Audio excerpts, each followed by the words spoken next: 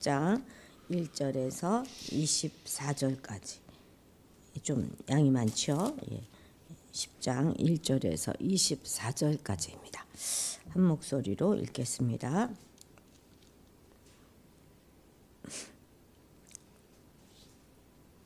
그 후에 주께서 따로 70인을 세우사 친히 가시려는 각 동네와 각 지역으로 둘씩 앞서 보내시며 이르시되 추수할 것이 많되 일꾼이 적으니 그러므로 추수하는 주인에게 청하여 추수할 일꾼들을 보내주소서 하라. 갈지어다 내가 너희를 보냄이 어린 양을 이리 가운데로 보냄과 같도다.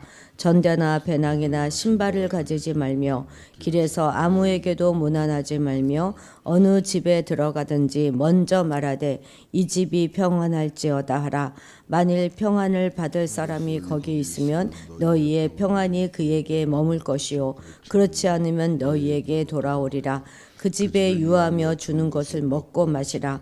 일꾼이 그 삭을 받는 것이 마땅하니라. 이 집에서 저 집으로 옮기지 말라.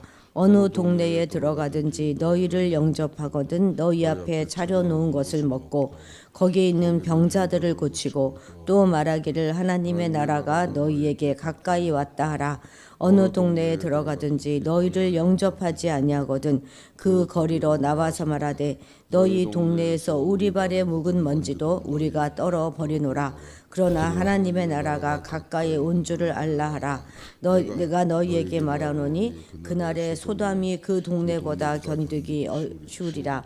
화 있을 진저 고라시나 화 있을 진저 벳세다야. 너에게 행한 모든 권능을 두로와 시돈에서 행하였더라면 그들이 벌써 베옷을 입고 제에 앉아 회개하였으리라. 심판 때에 두로와 시돈이 너희보다 견디기 쉬우리라.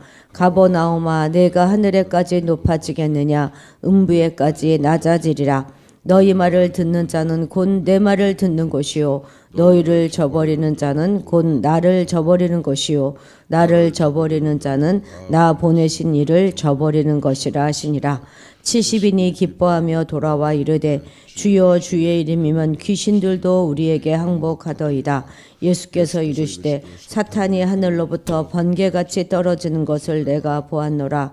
내가 너희에게 뱀과 정갈을 밟으며 원수의 모든 능력을 제어할 권능을 주었으니 너희를 해칠 자가 결코 없으리라.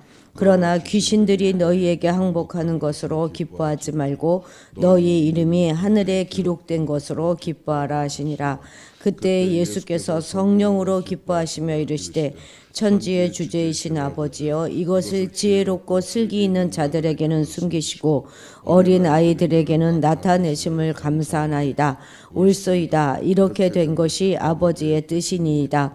내가 아버지께서 모든 것을 내게 주셨으니 아버지 외에는 아들이 누구인지 아는 자가 없고 아들과 또 아들의 소원대로 계시를 받은 자 외에는 아버지가 누구인지 아는 자가 없나이다 하시고 저자들을 돌아보시며 조용히 이르시되 너희가 보는 것을 보는 눈은 복이 있도다. 내가 너희에게 말하노니 많은 선지자와 임금이 너희가 보는 바를 보고자 하였으되 보지 못하였으며 너희가 듣는 바를 듣고자 하였으되 듣지 못하였느니라. 아멘. 아멘. 우리가 어제 주일 말씀을 통해서 사마리아 촌에서 거절을 당했고 그리고 또 제자도에 대해서 가르치는 그 말씀을 어제 우리가 들었습니다.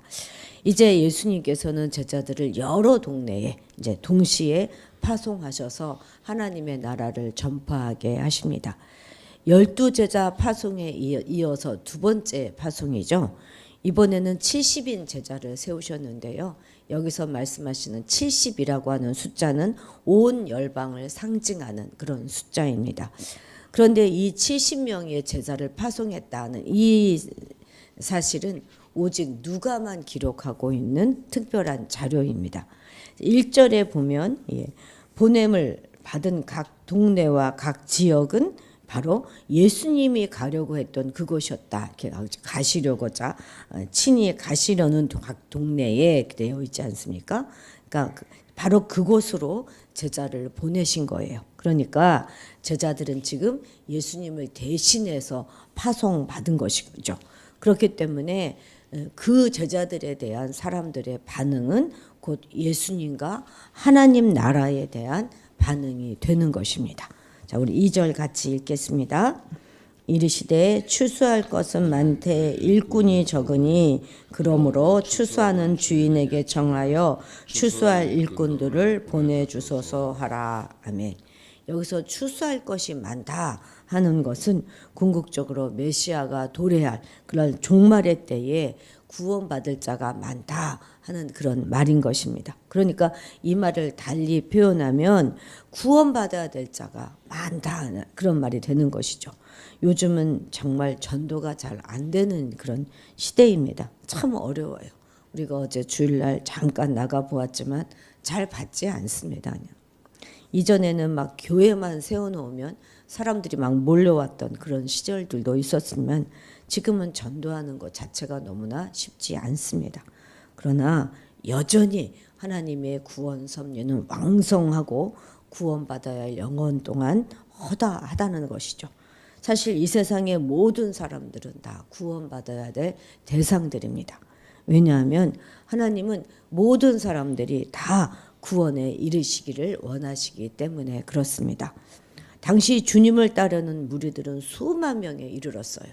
우리도 알지 않습니까? 오병이어에 그것을 먹고 배불리 먹었던 사람이 남자만 5천 명이었잖아요. 그런데 정작 그분과 같이 사역하는 사람들은 12제자와 그리고 이 70명의 제자가 전부였다는 것입니다. 물론 이외에도 막달라 마리아와 같이 물질로 주님을 돕는 이들도 물론 있었지만 아주 소수의 여인들이었죠. 유대교의 권세가 너무나 두려운 나머지 주님을 적극적으로 돕지 못했던 것 같습니다. 그런데 이제 그 나머지 무리들은 다 오히려 주님께 도움을 받으려고 따라다니는 무리였다는 것입니다. 그러니까 떡을 발에서 쫓고 또 병의 고침을 받고자 따르는 자들이었어요. 정말 주님과 함께 천국 사업을 할 그런 일꾼들은 많지 않았습니다. 이런 것을 보고 풍요 속의 빈곤이라고 하는 말 아니겠습니까? 그런데 이런 풍요 속의 빈곤 현상은 정말 오늘날도 마찬가지입니다. 교회 안에 사람들은 많지만 일꾼들은 그렇게 많지가 않아요. 우리 같은 작은 교회에서는 야, 큰 교회는 정말 사람도 많고 일꾼도 많아서 좋겠다 이렇게 생각하지만 또 거기는 거기대로 그렇게 일할 사람은 많지 않다고 하지 않습니까? 늘 하는 사람만 한다 이렇게 말합니다. 교회 안에는 세 부류의 사람들이 있는데 첫 번째는 적극적인 일꾼들이에요. 근데 이런 사람들은 극히 적다는 것입니다. 그리고 가시 역할을 하는 사람들 꼭 있죠. 매사에 부정적이고 매사에 반대하는 사람들이 있습니다. 그런데 대부분 가장 많은 사람들은 관망하는 사람들이라는 거예요. 뭐 적극적으로 협조도 하지 않고 그렇다고 막 적극적으로 반대도 하지 않습니다. 그냥 예배만 참석하는 자들, 이런 자들이 바로 관망하는 성도들이죠. 예수님을 따르는 자들 중에서도 예수님께서 십자가를 지실 때 멀리서 떨어져 구경하는 이들은 많았습니다. 오직 요한 사도와 몇몇 여인들만이 십자가 밑에까지 따라왔습니다. 어떤 사회학자들은 현대는 군중의 시대가 아니라 관중의 시대다 이렇게 말합니다. 자신은 참여하지 않으면서 그냥 영화나 스포츠를 관람하는 것 같은 그런 태도로 사회의 모든 문제를 관망만 하는 이들이 많아졌다는 것이죠. 그런데 우리 성도들은 결코 주님의 일에 이와 같은 관람객이 되어서는 안 되겠습니다. 그러한 자들은 마침내 주님께 큰 책망을 받게 될 것입니다. 그저 죄만 안 지으면 되지 이렇게 생각하는 것은 정말 바리새인적인 그런 종교관입니다. 적극적으로 진리에 참여하고 그리스도의 분신이 되어서 삶에 우리의 신앙의 열매를 남겨야 하는 것이죠. 그렇게 하는 것이 그리스도인의 정상적인 삶의 내용입니다. 요즘 우리나라의 이런 현상들을 좀 보면 그저 바라만 보고 아유 어떡하지 이러는 사람들이 있는가 하면 막 여의도로 광화문으로 직접 나아가서 우리나라가 든든히 세워지기를 위해서 또 어떤 경우에도 이 나라가 공산주의나 사회주의로 그렇게 될 수 없다 하는 그런 신념으로 외치는 그런 자들도 있지 않습니까? 반드시 우리나라를 향한 하나님의 뜻이 있습니다. 이 마지막 때에 분명히 우리 대한민국을 하나님이 쓰실 것입니다. 지금도 하나님이 역사하고 계신 것들을 우리가 많이 눈으로 보게 되지 않습니까? 사실 이렇게 말하는 저도 많이 부끄럽습니다만 그래도 그렇게 외치는 대부분의 사람들이 우리 그리스도인이다 하는 것이 너무나 감사하죠. 우리는 어떤 경우에도 주님의 일에 있어서 관람객의 입장에 서 있으면 안 되겠습니다. 이제부터라도 일꾼과 협력자가 되어서 우리가 함께 나아가야 하겠습니다. 일하고 싶어도 일할 수 없는 때가 올 수 있어요. 그런 때가 오기 전에 우리의 태도와 우리의 입장을 보다 명확하게 해야 하겠습니다. 자, 9절 같이 읽겠습니다. 거기 있는 병자들을 고치고 또 말하기를 하나님의 나라가 너희에게 가까이 왔다 하라. 아멘. 주님께 보냄을 받은 이 70인의 제자들이 해야 할 사역의 내용인 것이에요. 첫째, 병자들을 고치고 그리고 둘째, 하나님의 나라의 도래를 선포하라. 이렇게 그 사명을 주셨어요. 그런데 이것은 이전에 12제자가 부여받았던 그것과 완전히 동일하지 않습니까? 그러니까 이들에게도 귀신을 쫓아내고 병자를 치료하는 권능을 주셨다는 것입니다. 그러한 권능도 주시지 않고 가서 병자들을 고쳐라 이렇게 말씀하시지는 않으셨을 거 아니겠습니까? 뿐만 아니라 이렇게 70인 제자에게 이런 권능을 주셨을 뿐만 아니라 이와 같은 표적은 모든 믿는 자에게 나타날 것이다. 이렇게 주님 말씀해 주셨어요. 마가복음 16장 17, 18절 읽겠습니다. 앞에 있죠. 읽습니다. 시작. 믿는 자들에게는 이런 표적이 따르리니 곧 그들이 내 이름으로 귀신을 쫓아내며 새 방언을 말하며 뱀을 집어 오르미며 무슨 독을 마실지라도 해를 받지 아니하며 병든 사람에게 손을 얻은즉 나으리라 하시더라. 아멘. 그러니까 주님께서는 12사서나 70인 제자나 그 외의 모든 성도에게 또 그런 능력과 권세를 차별하지 않고 주셨다는 것입니다. 그래서 이들 70인들도 너희들은 능력이 많이 부족하니까 많은 것들을 다 준비해서 그렇게 가지고 가라 이렇게 말씀하지 않으시고 아무것도 가지고 가지 말고 동네에 유숙할 곳을 여기저기 옮겨 다니지도 말라 이렇게 말씀하셨습니다. 모두 12제자와 똑같지 않습니까? 그 외에 평안에 인사하는 것도 그렇고 심지어 메시지를 거부하는 그 동네에 대한 저주의 말씀도 동일하게 주어지고 있습니다. 다시 말해 주님께서는 사역과 선포의 내용에 있어서 12사도들과 그 외 제자들 간에 어떤 차등도 두지 않으셨다는 거예요. 이 말은 오늘날 역시 복음 사역에 있어서 평신도와 교역자 간에 구분이 있을 수 없다 하는 사실을 교훈해 주는 것입니다. 그럼에도 불구하고 항상 나는 일개 평신도에 지나지 않는데 뭐 그런 거는 목회자나 하는 일이지 이런 생각으로 사역에 있어서 소극적인 태도를 보이시는 분들이 적지 않습니다. 우리는 오늘 이 말씀을 통해서 이 땅에 있는 모든 그리스도인들은 교역자나 평신도 할 것 없이 모두 다 하나님의 동일한 종이다 하는 사실을 다시 한번 깨닫고 같은 형제 자매로서 모두 다 하나가 되어서 복음 사역에 매진함으로써 하나님 나라를 이 땅에 더욱더 확장시켜 나가야 하겠습니다. 13절 같이 읽겠습니다. 화 있을진저 고라시나 화 있을진저 베세다야 너희에게 행한 모든 권능을 두로와 시돈에서 행하였더라면 그들이 벌써 베옷을 입고 제에 앉아 회개하였으리라. 아멘. 이제 여기 12절부터 15절까지는 고라신, 베세다, 가버나움 이 세 지역에 대한 하나님의 엄중한 책망과 저주가 기록되어 있는데요. 그런데 이러한 도시들이 도대체 어떠하였길래 온유하기가 그지없으신 주님으로부터 이처럼 심한 책망을 들었을까요? 그 이유는 단 한 가지입니다. 그들은 그 어떤 것보다 더 많은 은혜를 주님으로부터 입었음에도 불구하고 오히려 주님과 복음을 거부하였기 때문인 것입니다. 우리가 고라신에 대한 기록은 성경에서 찾을 수가 없어서 자세히 알 수 없지만 벳세다는 알고 있잖아요. 벳세다가 어떤 지역이죠?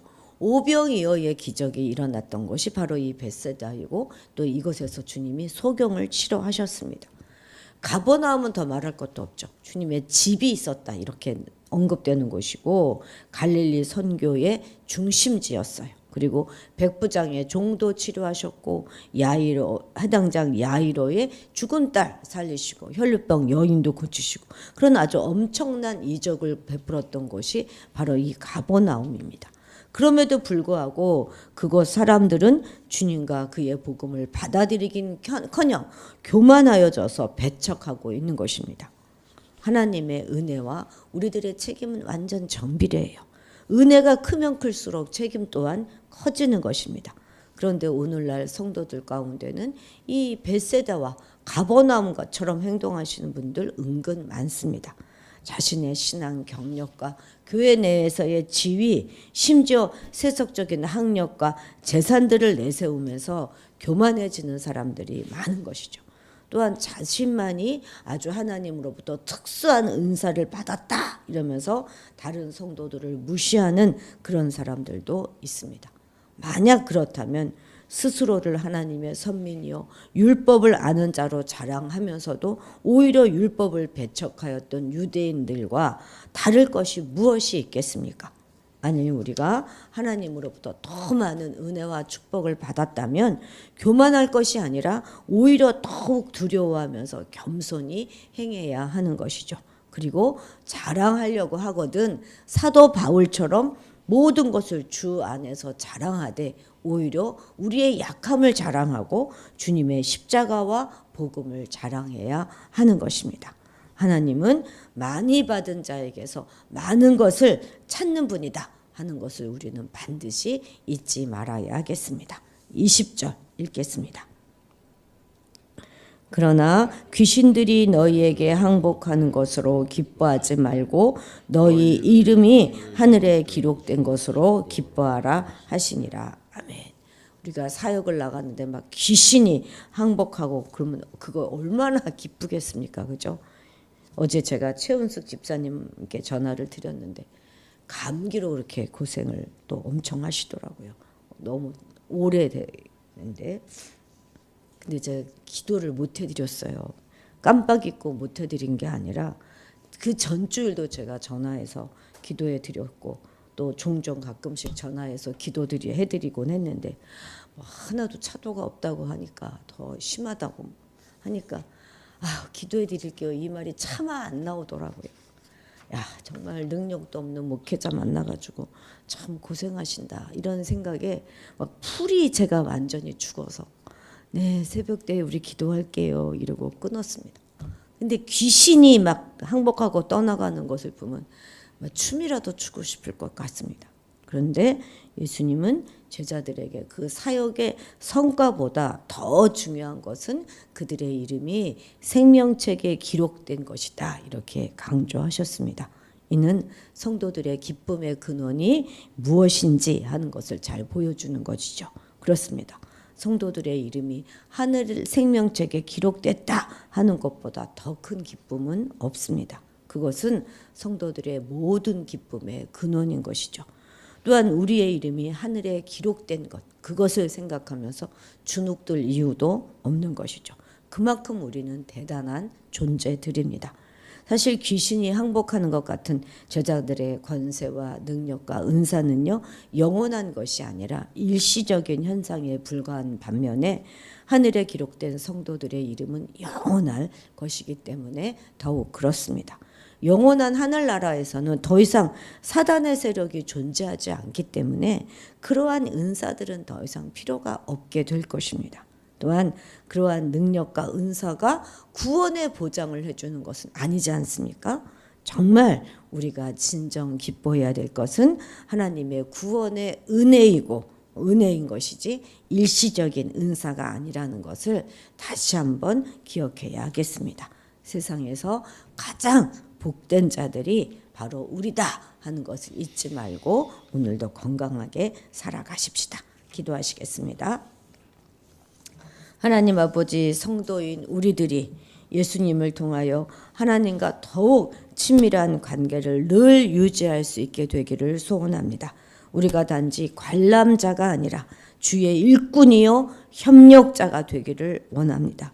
우리에게 허락하신 모든 능력과 권세들을 땅속에 묻어두는 1달란트 받은 자처럼 살지 않게 하시고 어떤 핑계나 변명 찾지 말고 내게 주신 모든 능력과 권세들을 사용하여 구원의 섭리를 외치고 선포하며 하나님의 나라를 전하는 자들이 되게 도와주옵소서. 오직 우리가 자랑할 것은 주님의 십자가와 복음뿐임을 고백합니다. 우리의 이름이 하늘나라 생명책에 기록되었다는 사실을 늘 기억하며 어느 것에도 주눅들지 말고 너무 교만해지지 말고 겸손하게 우리의 신앙의 길을 최선을 다해 걸어가는 그런 믿음의 성도가 되게 도와주옵소서. 감사드리며 예수님의 이름으로 기도드렸습니다. 아멘. 아멘. 예, 우리나라를 위해서 기도하시겠습니다. 끝까지. 예, 끝까지 모든 악한 자들의 괴계가 다 무너지고 정말 이 나라가 하나님께 귀하게 쓰임받는 그런 나라가 될 때까지 다시 한번 우리가 기도해서 우리 세상 사람들도 와, 기독교가 정말 큰 일을 해냈구나 하는 걸 알 수 있도록 우리가 더 열심히 기도해야 되겠습니다. 임직식을 위해서 기도해 주시고, 그리고 최은숙 집사님 감기가 굉장히 심해서 굉장히 오래 고생하시고 또 본인이 감기 있으시니까 다른 분들께 옮기게 될까까지 걱정되고 이래서 어제 못 나오셨다 말씀하시더라고요. 우리 정지훈 형제는 수술이 아주 잘 끝났습니다. 빨리 회복할 수 있기를 위해서 기도해 주시고, 이제 또 치료하는 모든 과정에 집은 저 외국인데 여기 와서 있어야 되는 모든 결정한 과정 가운데 주님 인도하여 주시기를 기도하여 주시기 바랍니다. 우리 다 같이 주님의 이름을 크게 부르고 기도의 자리로 나아가도록 하겠습니다. 주여!